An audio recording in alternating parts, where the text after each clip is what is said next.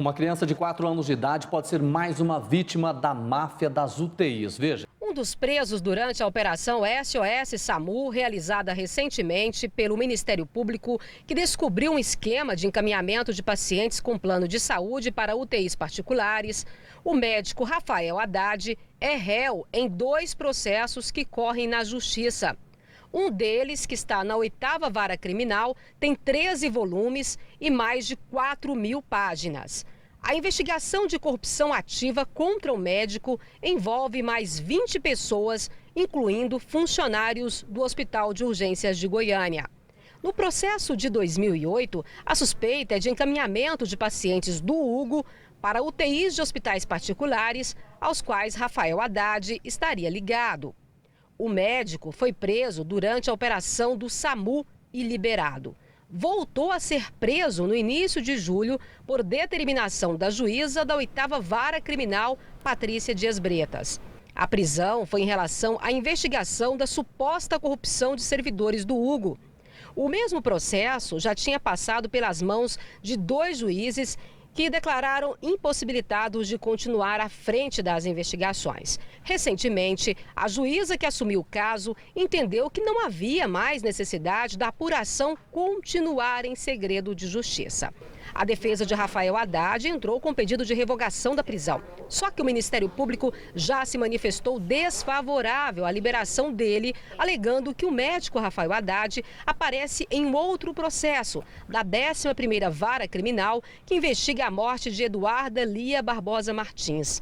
O inquérito policial apurou que a garota, na época com 4 anos, morreu na UTI de Rafael Haddad depois de passar mal, ser internada no Hugo e depois transferida para o hospital do médico. Nossa equipe não teve acesso ao processo sobre a morte de Eduarda, já que ele está com o Ministério Público. 8 anos depois, ainda não há decisão sobre a morte de Eduarda.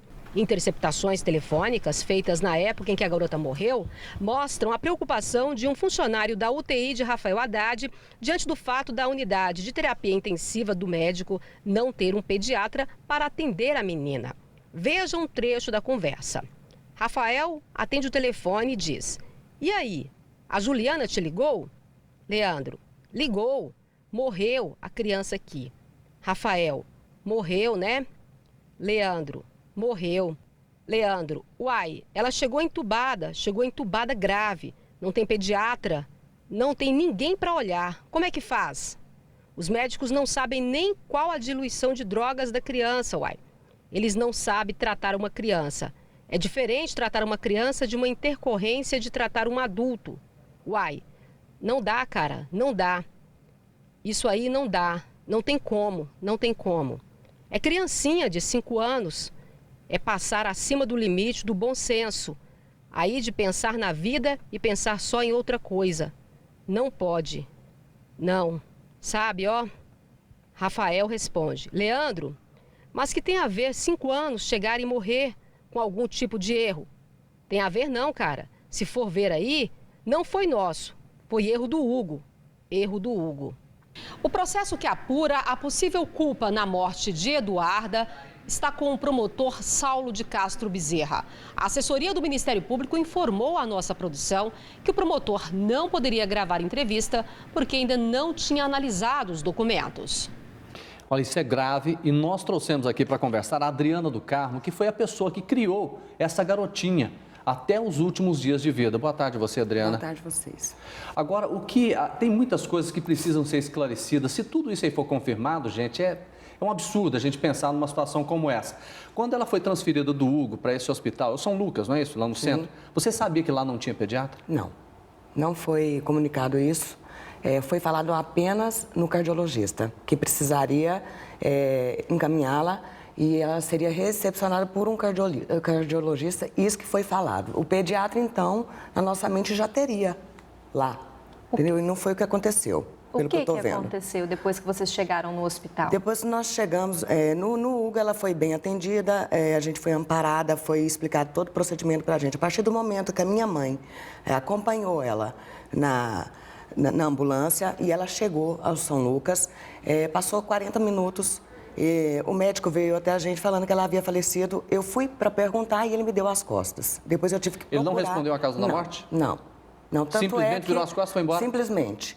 E depois a gente teve resposta só através do laudo, uma resposta técnica, que foi sobre o edema pulmonar agudo, que eu não sei o que significa, né? Ela tinha um problema de bronquite, né? E era tratado, logicamente, mas dentro do hospital... Sabe o que me chama a atenção? Sim. É exatamente por que ela não foi levada para um hospital infantil? Sim. E Na época vocês pensaram nisso? Não pensamos, porque na hora não tem o que pensar. A gente pensa que a gente está amparada. Né? E não foi o que aconteceu.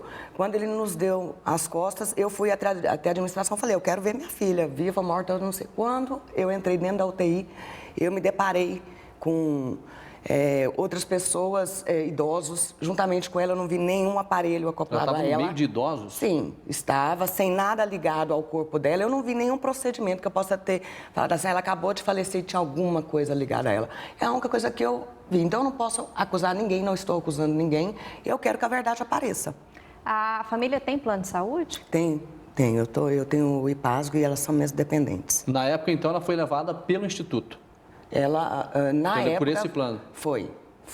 Encaminharam ela e ela entrou no São Lucas, deu entrada no São Lucas através do IPASGO, pelo IPASGO, né? Pelo meu plano de saúde. Pois é, quando a gente vê essa informação, uma situação como essa, não quero nem pensar em que outras pessoas também podem ter tido o mesmo destino. Aquilo que a gente quer aqui, eu em nome do Jornal do Meio Dia, de toda a nossa equipe, que tudo isso seja esclarecido, porque nós estamos falando de vidas. E as pessoas estão transformando vidas em situação financeira, para ganhar dinheiro. E é isso que a gente quer que seja esclarecido. Se essa garotinha realmente morreu por conta dessa situação, que as pessoas sejam condenadas por homicídio. É isso que a gente quer. Não estamos adiantando nenhuma previsão aqui, nós não temos provas ainda, mas tudo indica que houve problemas, que houve erro, que houve direcionamento. Se for comprovado, que essas pessoas sejam punidas.